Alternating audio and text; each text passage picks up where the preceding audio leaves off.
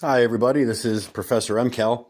Again, I am very happy to speak to anybody that's willing to listen to this stuff. It's been fun talking about initiation rites, initiatory rites, and spiritual systems since last time. So this is going to serve as about defining the word Illuminati and what that means. We hear it a lot, and especially in the light of recent events, I feel that it's a be a very good thing to make a distinction, a clear distinction on what that means in the exoteric and esoteric sense, as I had mentioned before. So, as I had mentioned about the Rosicrucian Illuminati degree sets, the Masonic Illuminati degree sets, okay? So symbolically, Freemasonry, what it does is it brings you through the a numbered degree set that's symbolic of the holy oil, and then you get degrees conferred from 1 through 3, 4 to 32, and then if you get the 33rd, right, is the skull.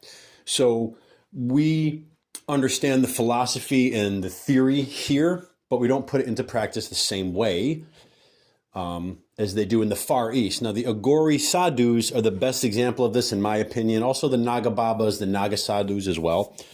But the Aghori Sadhus are actually practicing the ascension process, and the ascension process to them, well, actually, let me just back up here. The ascension process to them partially means that to the Aghori, nothing is dirty, nothing is not beautiful, because everything belongs to God, from a cigarette butt on the street all the way up to the sun and beyond and black hole, whatever, everything that exists, right? So to us, this process of ascension that the Aghori go through, frankly, is very dirty, in the West. I mean, quite literally, they live outside, they meditate on top of corpses, right? Which the Masons also have a version of this. So if you're ever raised in a Freemasonic hall, you'll know that you come up from a tarp that has a skeleton on it, because, you're the skeleton, this is the skeleton that they're meditating on, and they're trying to both physically and symbolically die to the world. It's death to the world. There's a great documentary I saw recently, but I might do some commentary on it. It's called Death to the World, as a matter of fact.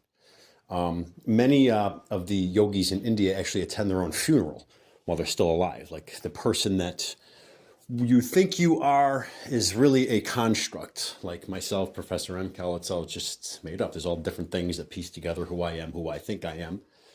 When you realize that that's not you, you, for the Aghori or for the ascension process, really can begin. And then you can kind of steer that where you want to go with it. So we also have some books that are really good to know about.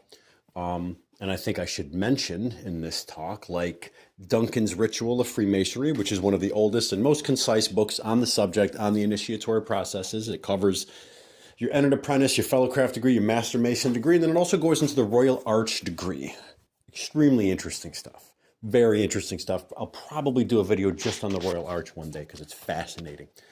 Another book that can do well to teach about initiatory rites in witchcraft, paganism, the Celtic, Druidic kind of stuff, or Wicca, whatever you want to call it, is A Witch's Bible, The Complete Witch's Handbook by Janet and Stuart Farrar, and also Buckland's Complete Book of Witchcraft, which is also worked on by Janet and Stuart Farrar, who are an English couple in the 1970s, 1980s. I think Stuart has died, but Janet is still alive, and I think she gives lectures. She was maybe she still runs a temple, but they were the high priest and high priestess of a serious coven in England a while ago. There's a lot of information about them on YouTube as well. These are great books, and there's different versions of initiations, as we know. You can always go to Morals and Dogma, but that's really more explanatory of each degree. But, since you're going to read through it, if you witness the degrees and then you read through all of the stuff, it's another layer of initiation, because initiation is multi-layered. Those layers come in, different sets and at different times for different people.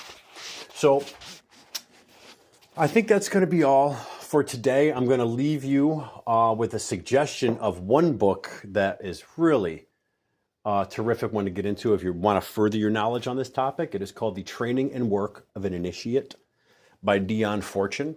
If you look at some of my other videos, I've got a lecture about occultism in the 19th and 20th century, and it goes through all of the scholars of occultism at the time. Dion Fortune is one of them. Crowley, Israel Regardie, Alice Bailey, who's another brilliant writer.